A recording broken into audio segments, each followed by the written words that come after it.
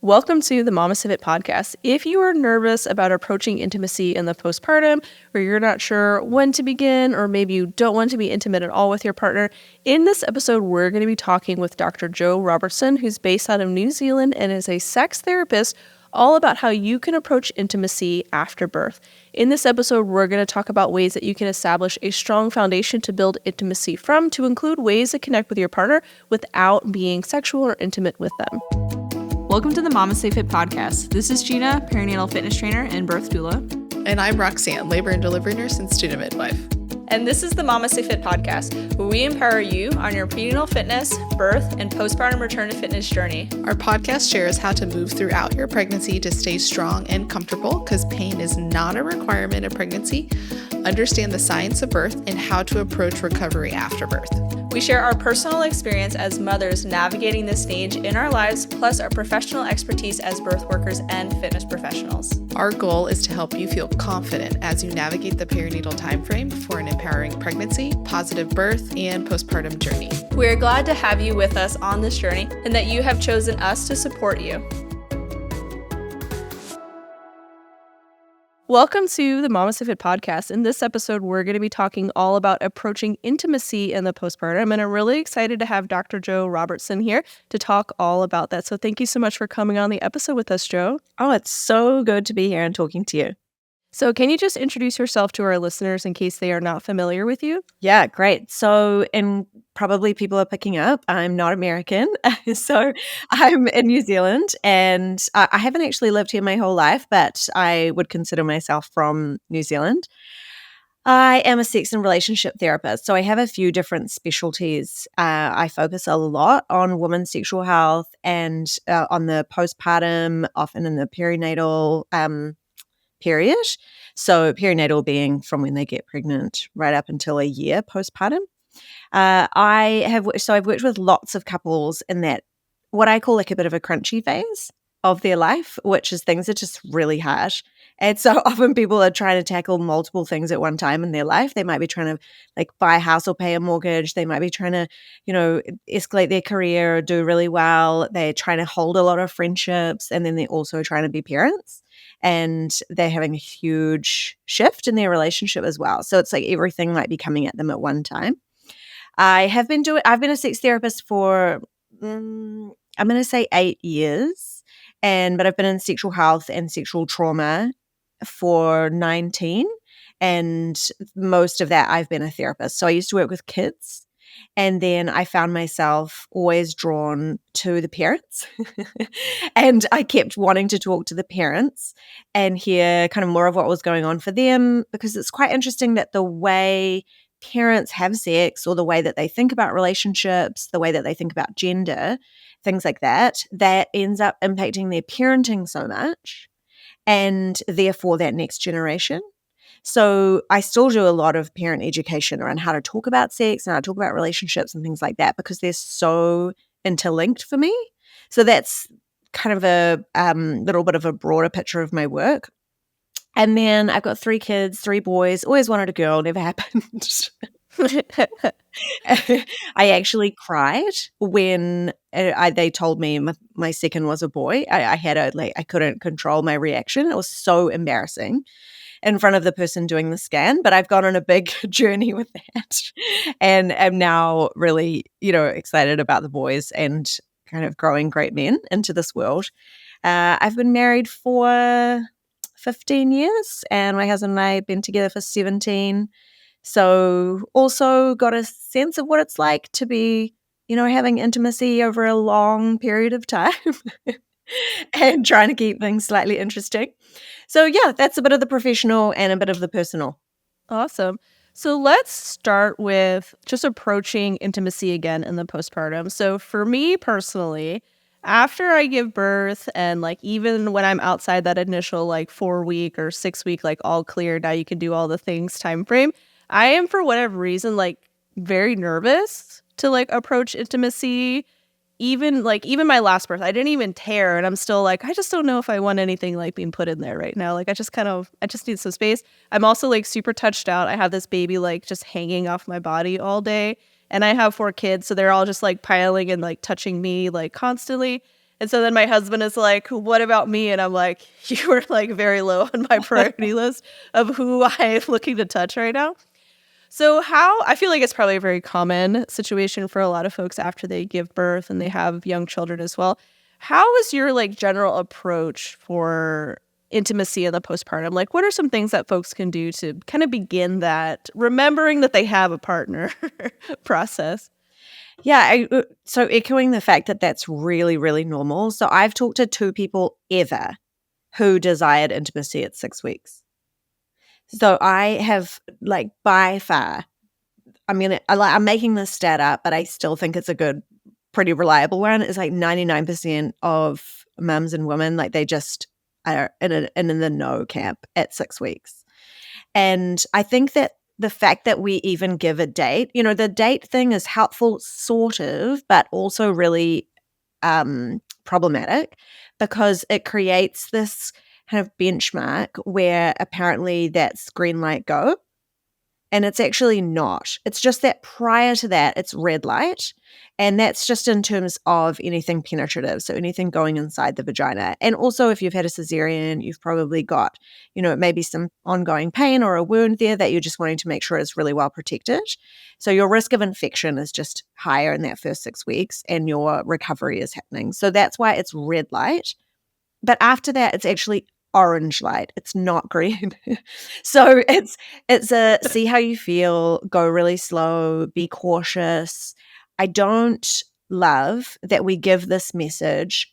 I don't even know if it's explicit or if it's just implicit. We feel it, that we're supposed to just kick off at 6 weeks, that we're physically ready and therefore we must kind of just be ready in general. And no, that's just not the case.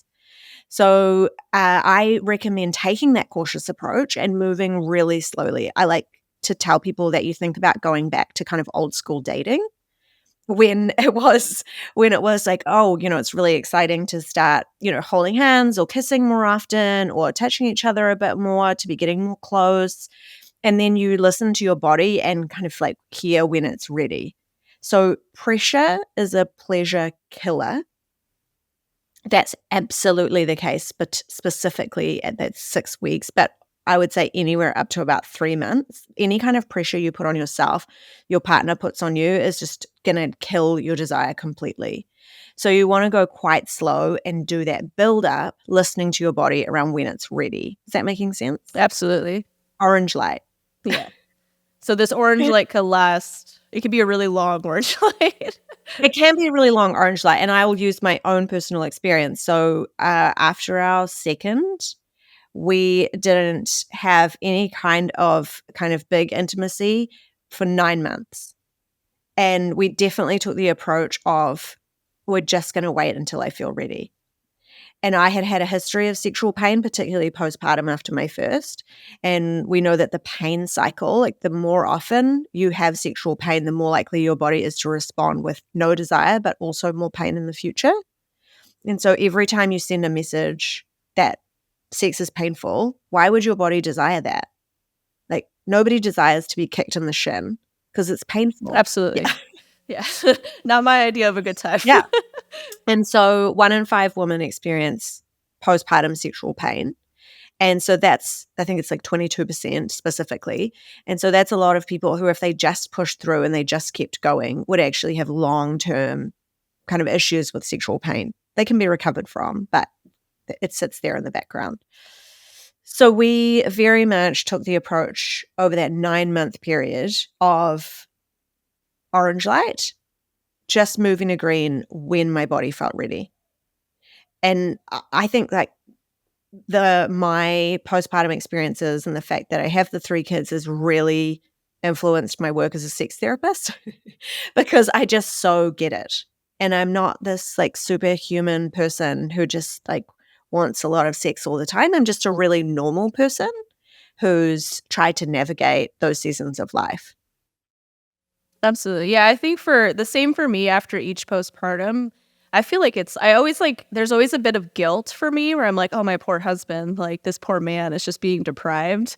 Because it's like usually the last like ish month of my pregnancy, I'm like, please, like I don't feel comfortable in my body. I'm just like not interested. And then it's like several months postpartum before I'm like, let's explore some intimacy together, because I just do not have any desire.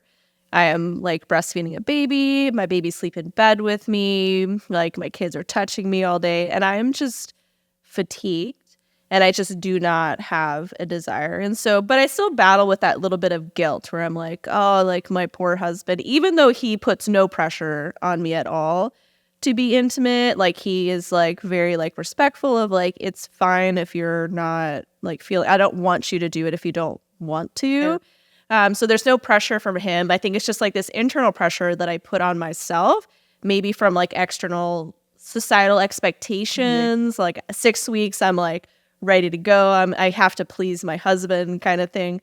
So how would you recommend someone like manage like potentially that guilt of not wanting intimacy yet? Like they just don't feel it, but feeling like guilty about their partner potentially being like quote unquote like deprived of intimacy as well.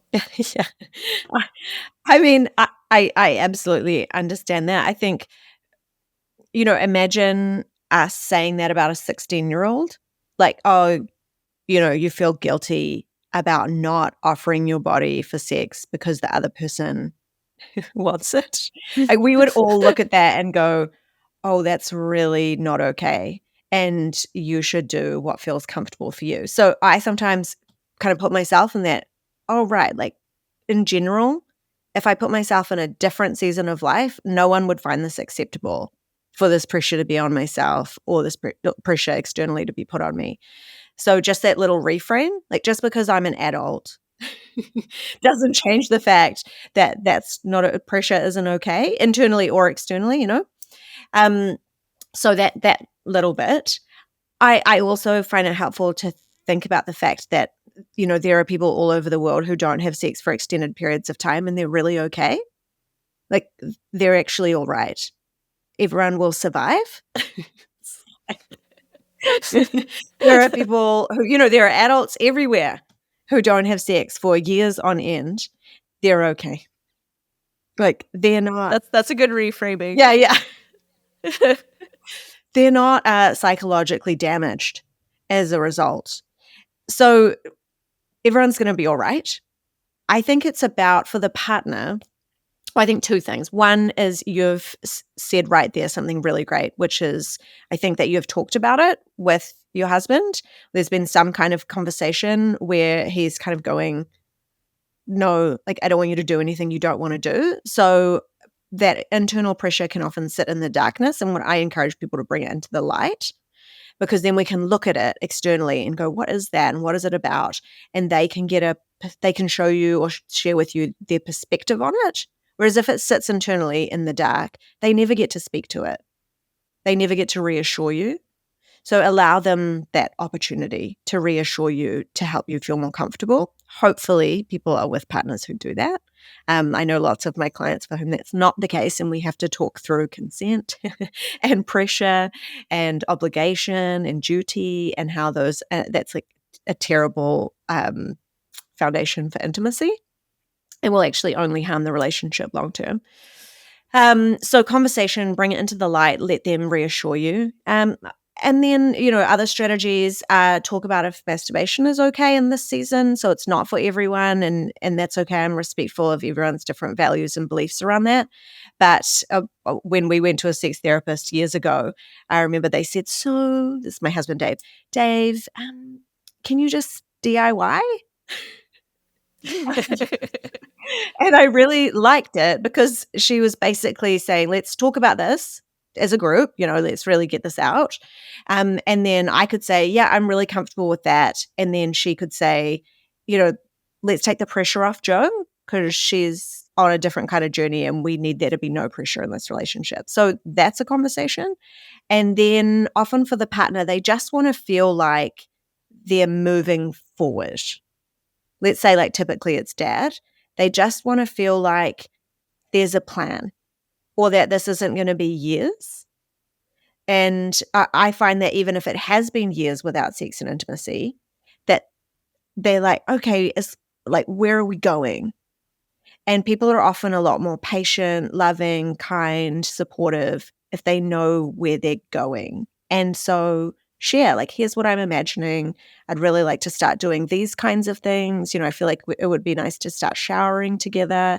I just want to go with the orange light caution process and just slowly integrate things. And hopefully in my mind, I'm thinking, when we're like, let's say 6 months postpartum, 9 months postpartum, a year, then life will be way more normal. And I find that partners like, okay, I get that. I just wanted to know that we weren't in this holding pattern for the next 5 years, because they can't see the end. Yeah, absolutely. I think that's a really good approach to just talk about it out loud, because I've been doing that with like other things that have been bothering me postpartum as well. And just saying it out loud like brings it to light, and then I feel like I can manage it better, as opposed to just kind of letting it like dwell, and then it builds into anxiety and like concern. And so when I can just say whatever it is that's bothering me out loud and acknowledge like, hey, this is not from you, like I'm not feeling this pressure from you, I'm putting this pressure on myself as of societal expectations of me as a woman, as a wife, like what I feel like I'm supposed to be doing for you, even though you are not in any way pressuring me to do anything. I think just talking to him about it is going to be really helpful to kind of helping me like, okay, like I don't have to put this pressure on myself. And every postpartum, it's been really similar, where it's like a period of time where I'm just like, I just don't have any desire. Like I just don't. And then once my period comes back and I start ovulating again, my body's like, let's make another baby. And my desire begins to definitely increase at that point. So I think for him, he probably knows it's gonna come back. Like, this is just a phase, and it's been a phase each time. But I think talking about specific timeline could be really helpful for him.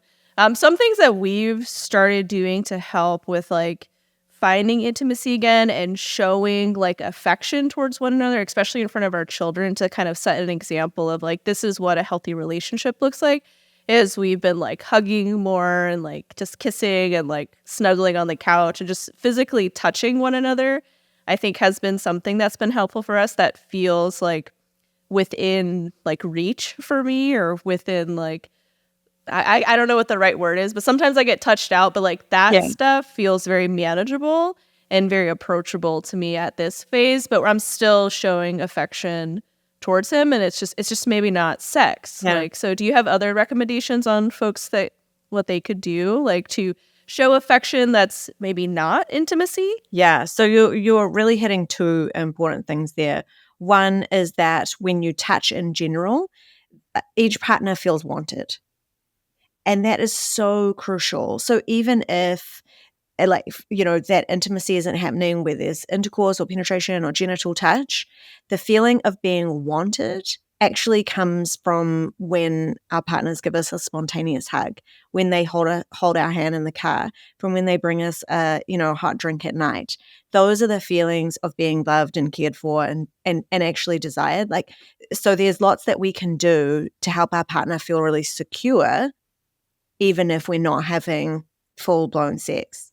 I feel this tension between saying the word sex and saying the word intimacy, because often when people think of sex, they think, penetration, but it's actually so much more than that. So when I was training, for example, one of our lecturers, they said, sex starts with a look and it ends wherever you want.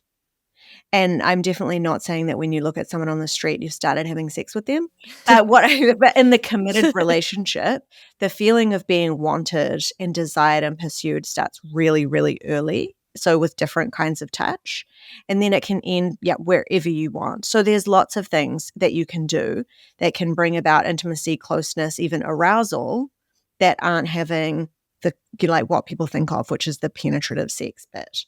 So I really encourage people to spend more time naked with each other, whether that's in the shower or in the bed.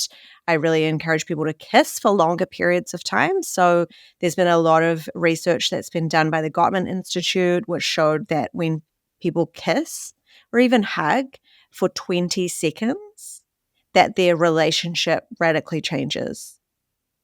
And so if people gave themselves to that relationship, like that moment for 20 seconds, the kind of the culture of the relationship shifts 2, I'm wanted, I'm desired, I'm pursued, they like me, which is a really, really critical piece of relationships. And then build your way up. So there's this game that I really like called the 3-minute game. And if you're having penetration off the table, so that's in the not ready camp, maybe you've experienced some sexual pain, maybe you're just feeling cautious, you're just not there yet. The 3-minute game is you go back and forth. There's 4 rounds. So the first 3 minutes is, how would you like me to touch you? And I hear lots of mums say things like, a massage, like, could you just rub my back? Could you just rub my arm? And that's perfectly fine. So any kind of, that's all good. Like, it doesn't have to be anything big. So how would you like me to touch you? And then you do it the other way, and you literally put a timer on. So you have your phone, you put the 3-minute timer on. Then the next round of 2 3-minute segments is, how would you like to touch me? So how would you like to do the touching? And then you go both ways. I find couples do really well. They build a lot of arousal if they do that twice, so 24 minutes. It's amazing how the body comes alive when we take the destination, and I'm using, for anyone who's just listening, like the rabbit ears there, the destination of penetration off the table. The body comes alive with all the other types of touch. And the journey is so critical to really good arousal. So there's this really great quote, which is, monotony lulls the mind to sleep. And if you think in contrast, novelty wakes it up.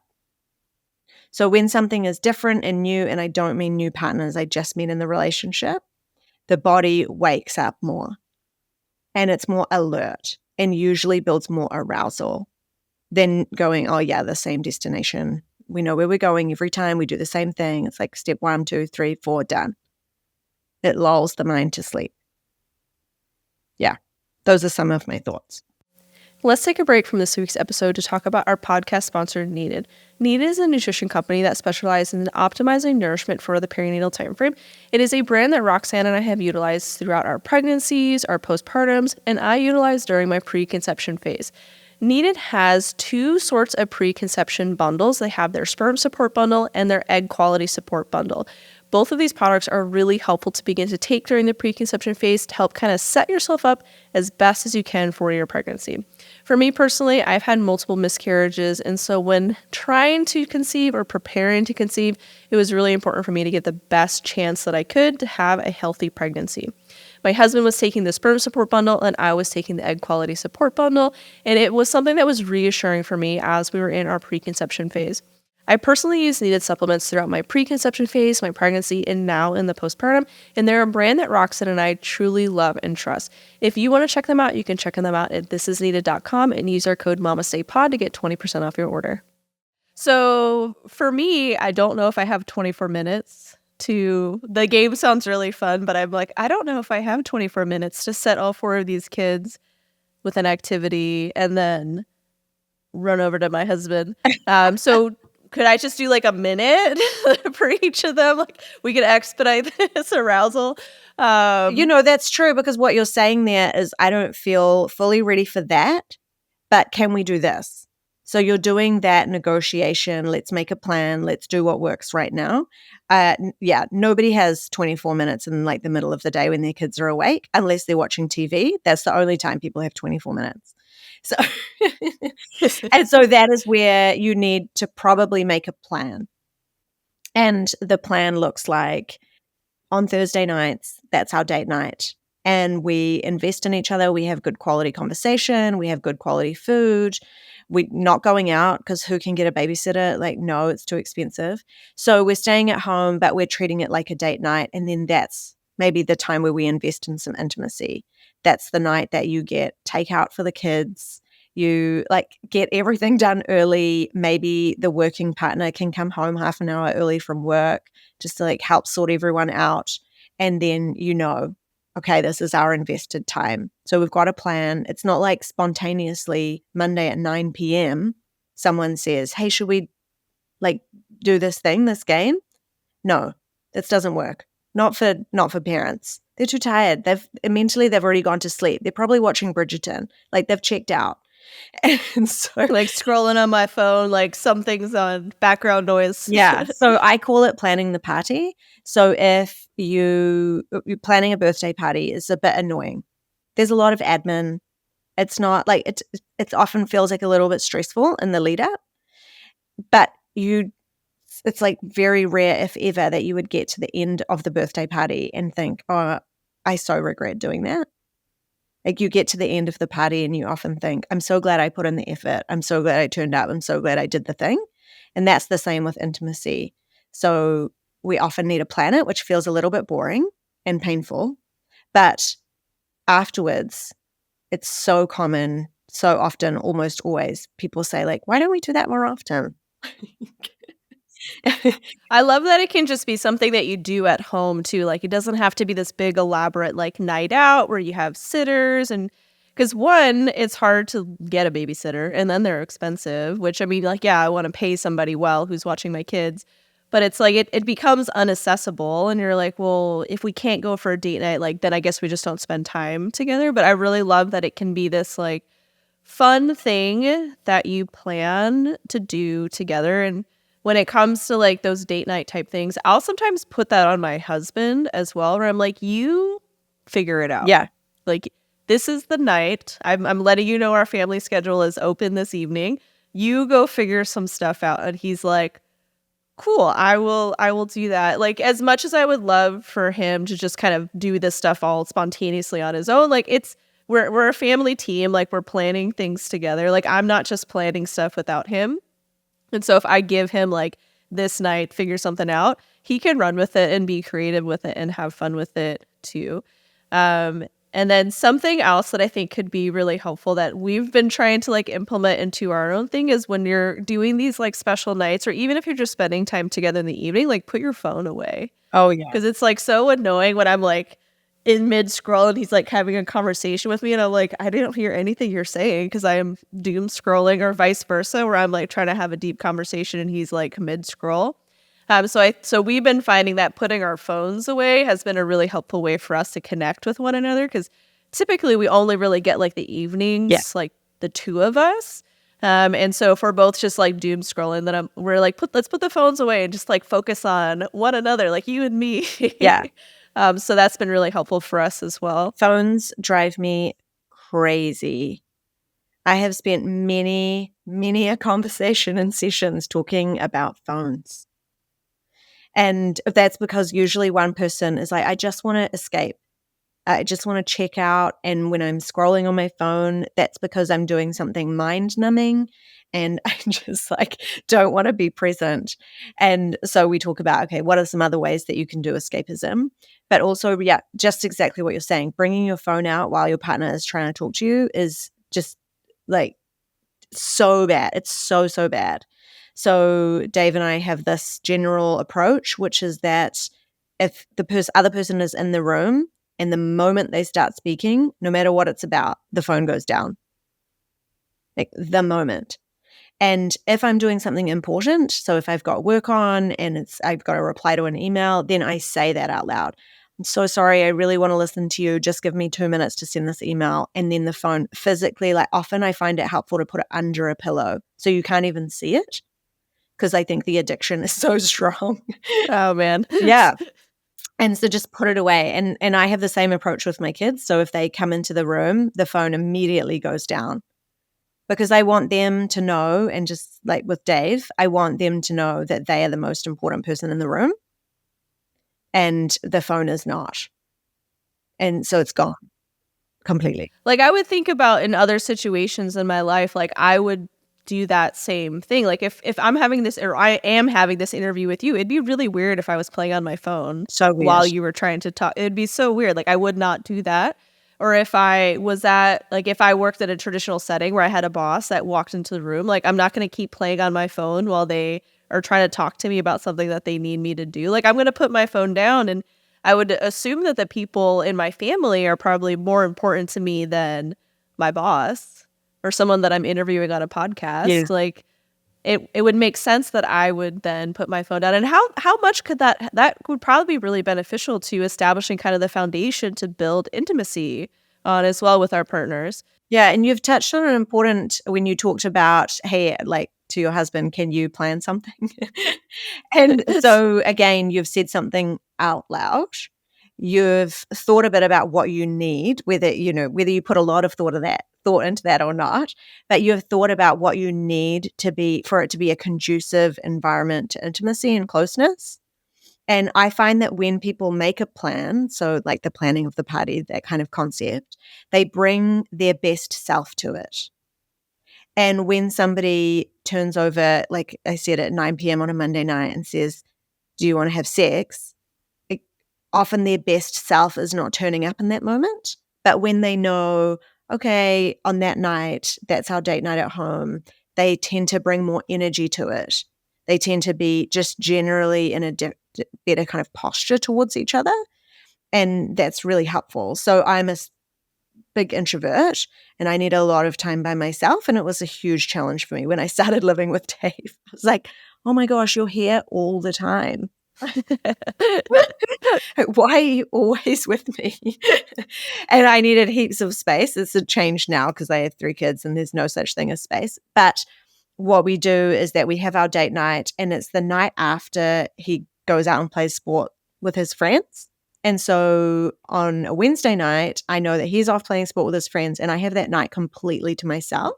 And I treat it as quite a restoration time. So I have like my favorite ice cream and I make myself my nice cup of tea and I watch my favorite show and I just really check out. And then the next night I am just in a better space. And so the planning means that you can do that. Yeah, I like that a lot. I also am an introvert and like to do solo activities. So I've been like coloring a lot and doing like puzzles and things because I'm tired of staring at my phone all the time. So that's been like it's still mindful, but I don't have to think. Yes. I mean, I guess I'm still thinking, but there's no pressure to it. Like I feel like sometimes there's like pressure when I'm trying to do work and different things. So it's a way for me to relax. And so we may not look the same as we did pre-kids or pre-pregnancy. And the kind of pressure that we may be putting on ourselves because we don't look a certain way anymore. Do you have any insight on how someone can maybe navigate that? So I want to explain just one thing that's happening in the body that often people don't understand is that after you've had the baby, and particularly during breastfeeding, estrogen, which is the female sex hormone, crashes and burns. You know, it's like it's not really present. It's low levels, but it's not really present anymore. And that's a really tangible, biological, you're not in control of that. And what estrogen does is that it builds libido. It also makes it easier to access pleasure, makes it easier to self-lubricate. So all the things that we often need to make for a good experience, they're gone. So when you're talking about changes to the body, I just want to address that bit first. Basically, what the body is doing is going, don't get me pregnant again. Like protect. And so it's doing something really helpful, but it's almost like an evolutionary hangover. The body doesn't know that we can use birth control now and that we don't need that total shutdown like we did in the past, but the function is still there. I also think it's a way of the body prioritizing the bond with our baby and, kind of making that priority list in our mind, which is protect the most vulnerable person here, and as opposed to protecting our partner who isn't the most vulnerable person. So they were our primary bond before, and then it changes. And there's this primal drive, I think, to focus on them. So in terms of, the softness and the mass and how our bodies change and look different, absolutely. It's a huge impact. And it can be that your body is different forever, or it can be that your body is different just for a period of time, and both are normal and completely fine. So I encourage people to do a few things that they always find really uncomfortable. And I say them and people cringe and never want to think about doing that ever. So I'm preempting it by acknowledging that. I'm ready to be Yeah, cringe. yeah. So if you hear this and you're like, "Oh my gosh, I never wanna do that," I totally get it, but I encourage you to push past that place of discomfort. So what I would love is in a private time by yourself, maybe at home, maybe where your babies are having naps, maybe it's at night and your partner is out and everyone's asleep, whatever, that you try and take some photos of yourself in more sensual positions. And so that might be with nice underwear on, or it might be naked, but it gives you and take some photos, and you never have to send them to anyone. And you just can look at them yourself. But what it does is it gives you a different view of your body as opposed to the one that you most often get, which is when you get out of the shower and you're just like standing straight looking at the mirror and going, oh, wow, like this is not what I hoped for. So we need a different lens. And I find that the process of putting yourself in a more sensual position, taking some photos and looking at them, and maybe even keeping them on a private folder in your phone that you can go back to, but often people want to delete them immediately. That's okay. Is it just opens the eyes up a little bit to see how your partner sees you? Because they, like my auntie said this really early on when I was young. I said, oh, what if they don't like the way that I look? We had a close relationship. And she said, honestly, they don't care if you've got pubes down to your knees. They're just so happy to have a naked woman in front of you, in front of them. And that is the overwhelming message that I get from particularly male partners is we're just so excited that she's naked or that she's like wanting to have sex with us. We're just so excited about it. Like that is just everything to us. And so it's true that it's our own barrier. It's not often theirs, it's ours. And so changing that lens is quite important. Two other things is one, doing exercise. And I'm not saying in regards to like getting skinnier or anything like that, but the feeling that exercise gives you is more confidence in your body. So the psychological impact is actually very, very powerful. People who exercise more often feel better about their bodies no matter what it looks like. And that's partly, the rush of dopamine that we get and the adrenaline that sits in our body. And that's all really like great feelings. But it's also the feeling of kind of I'm working on myself and I'm becoming a better version of me. And that really builds confidence for people no matter what the outcome is. The third thing. Absolutely. And I was like assuming that you'd be on board with that, but it's actually what I tell people all the time. So less about the kind of physical outcome and so much for me about the psychological one. And then the third is around how you look after your body. So I encourage people in the shower this is another like cringy one people don't want to do, is to nourish their body. So you have some really beautiful shower oil or moisturizing cream, whatever you like, and like really rub your body down. And as you're doing that, lots of words of affirmation, lots of gratitude, like really showing your body that you care about it and love it, because probably most of the time you criticize it. And that actually creates a strong neural pathway in your brain, which is that every time you look at it again, those are the words that come really quickly to your mind.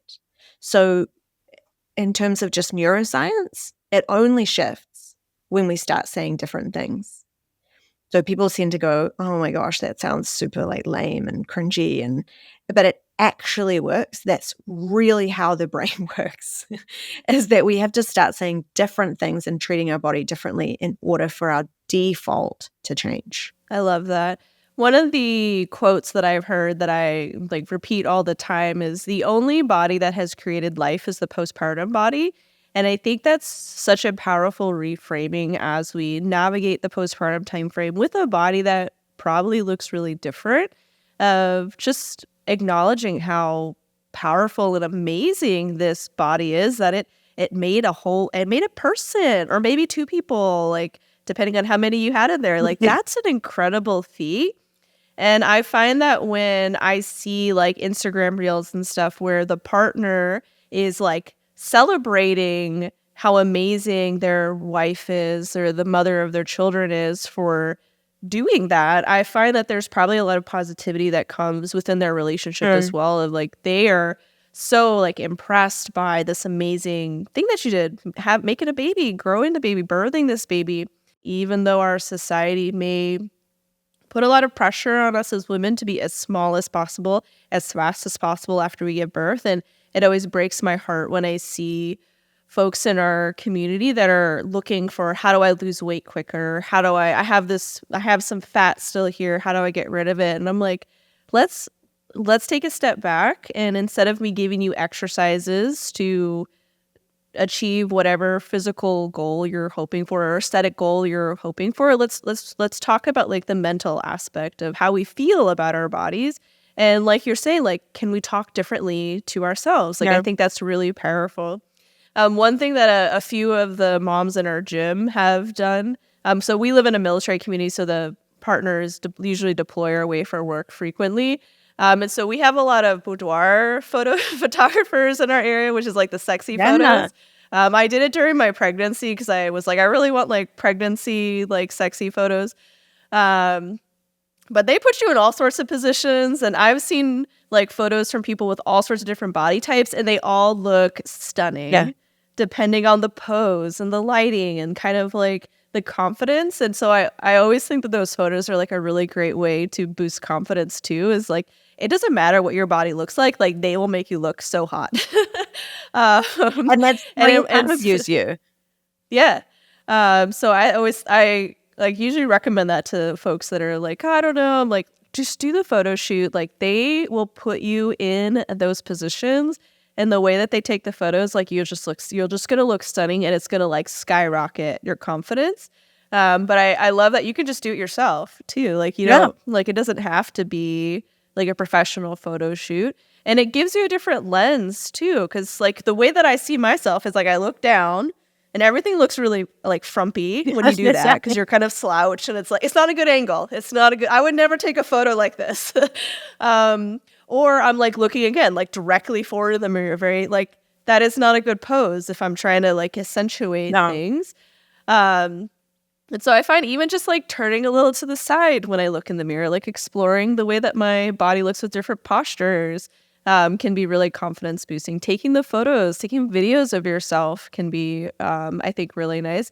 And then even just touching your body, like with your own hands, and like, yeah, I love that. I love that so much. I think there's definitely a lot of like underlying like stigma within myself on just like touching my own body, either in a non-sexual way or in a sexual way. And so I think even that can be potentially something that someone could explore before we get to penetrative sex as well. But yeah, I was just kind of going on a little tangent there at the end. But I think those are all really great ways to just reconnect with a body that might be different for you. And obviously a big fan of the exercise one. Like we have a big thing with the function over aesthetics. So the way that my body works and the way that it moves and being able to move pain-free is going to be so confidence boosting as well, regardless of how tiny you get yourself. Like if you can move without being in discomfort and you could have a high quality of life, that is going to be so much more confidence boosting for you than having six-pack abs but being in debilitating pain. Like 100%. Yeah. I also ask Dave for what I need when I'm feeling more insecure, because there's phases where I feel more insecure physically and then phases where I feel more confident. And I just straight out, I'm like, you need to affirm me more. And I said to him recently, because it's summer here, and so, and what we call togs, what you call swimsuit, then I was like, every time you see me in a swimsuit, you need to praise me. Like, just every single time. I said, it's quite a big deal, to have that much of your body showing, and especially in a public area like a beach or a pool. And I said, I just need a lot of affirmation in those seasons. And how would he know that if I didn't say it? How would he know that he wasn't offering it? Because he's already thinking it. So he said, he's like, oh, I always think you look great when I see you. And I'm like, yeah, but if you don't say it out loud, I don't know.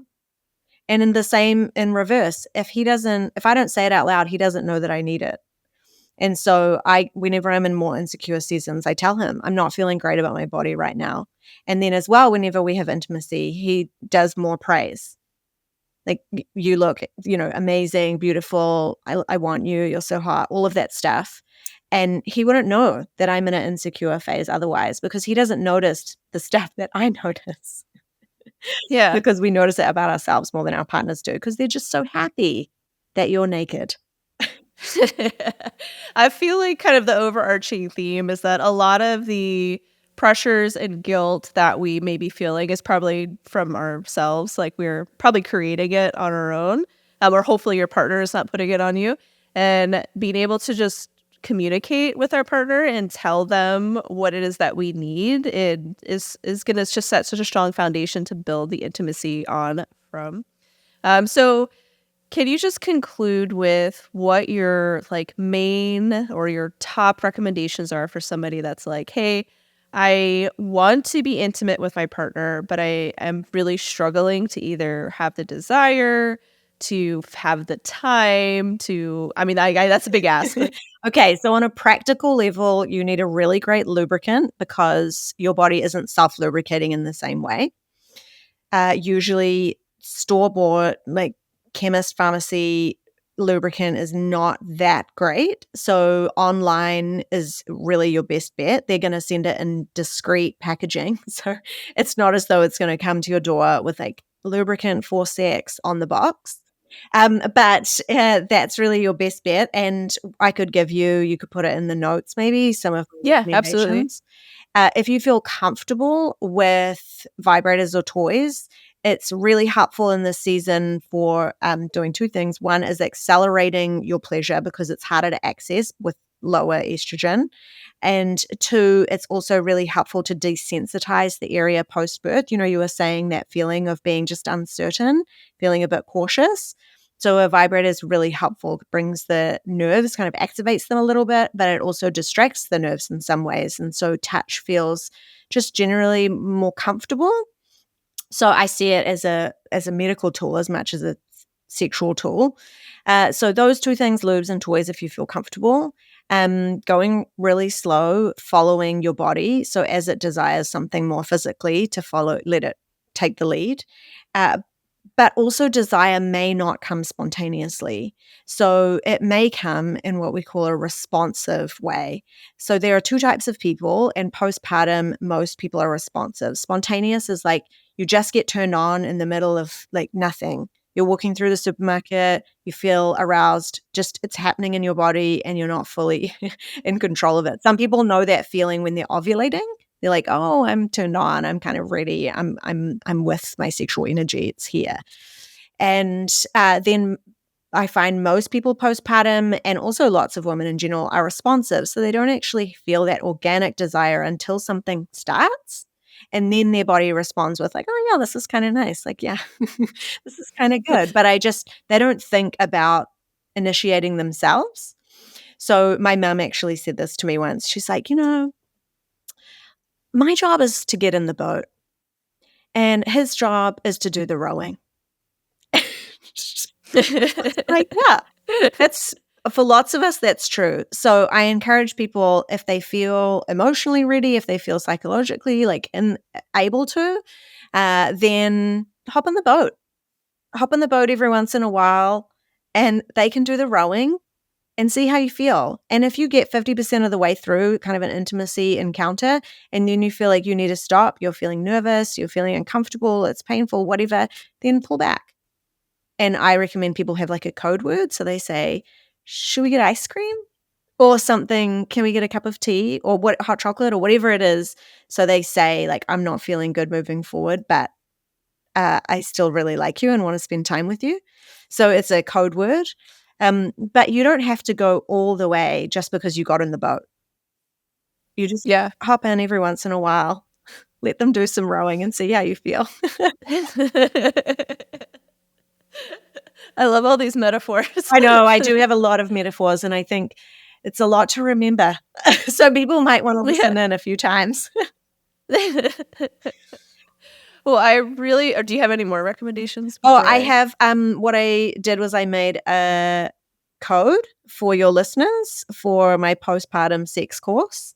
And lots of the tips you will have heard in this podcast, but even more because it's longer. And also, it's really great to listen to together as partners because then you're both hearing the same thing and getting on the same page. So, is the way that you say this Mamaste? Yeah. MamasteFit? That's how you say it, right? Yeah, okay. Yeah. So if people, it's they can go on my website, joerobertson.org, and then the postpartum sex course, and you get 20% off if you put MamasteFit in the checkout. And Awesome. your partner loves that just as much as you. And we'll link your course down in the show notes below with the discount code as well. Where else could our listeners find you if they wanted to learn more from you? I'm on Instagram at Sex Therapist Joe, and I put heaps of really practical information there. Dave makes a lot of features, so you get to know a little bit more about who we are as people as well. And then, on the website, I've put some of my favorite podcasts that I've been on, and I'll have to include this one. And also some recommended resources. I've got some lube on there, for example, that I recommend, but I can give you extra information about that. Awesome. So we'll link everything so everyone can find you down in the show notes below. But thank you so much, Joe, for coming onto the podcast and sharing so much insight. I really enjoyed the conversation. I'm going to try like 1 minute, that 1 minute or 3 minute game, but like very condensed because I have 4 kids and they're all little right now. But thank you again so much for coming on the podcast and sharing all of your insights. You're so welcome. It's a great conversation. When I was about a month postpartum with my second baby, I decided to start MamasteFit's 16-week postpartum return to fitness program, and I so enjoyed it. This program is so thoughtfully designed to rehab your pelvic floor and your abdominal core while also progressing towards regular workouts. I really struggle with pacing myself, and up until this point, I had never actually taken the time to learn how to properly engage my core and manage my intra-abdominal pressure, but this program did it for me. And they also offered gentle, frequent reminders of how important this postpartum period was to properly rehab and give yourself patience as you resume regular activities. And by the end of the 16 weeks, I was so happy with how I was feeling. I was already lifting as much as I had been prior to my delivery with no pain and no symptoms. Thank you so much for listening to this episode with Dr. Joe Robertson. Be sure to check the show notes below so that you can learn more from her and check out her course with our discount code MamasteFit for 20% off. If you would like more support in the postpartum, especially with fitness, so that you can feel good in your body, you can move confidently throughout motherhood, and you can be pain-free because it's all about function over aesthetics after we give birth, check out our postpartum fitness programs. Our postpartum fitness programs are designed to help you recover after pregnancy so that you can feel more connected with your body, you can rebuild your core, you can heal your pelvic floor, and you can feel strong and capable in your body as you navigate motherhood. Our postpartum fitness programs come in 2 main formats. We have full-length workout videos that you can follow and work out with at the same time, and we've divided those full-length workout videos into smaller sections to make it more manageable in motherhood. You can also do our self-paced workouts, which is a list of exercise with demo videos, and this is a great option for someone that prefers to work out in a gym setting. Both options come together, but the good news with our postpartum program is you get both. So you can have the full-length workout videos or you can do the self-paced workouts instead. You can check out all of our fitness programs on our website at mamastefit.com/fitness-programs and use code STORY10 to get 10% off any of our online offerings. This podcast is sponsored by Needed. Needed is a nutrition company that specializes in optimizing nourishment for the perinatal timeframe. Needed is a brand that both Roxanne and I utilized during our pregnancies and now into our postpartums, and we truly trust and love and highly recommend to you. If you want to check them out, you can check them out at thisisneeded.com and use our code MamastePod to get 20% off your order.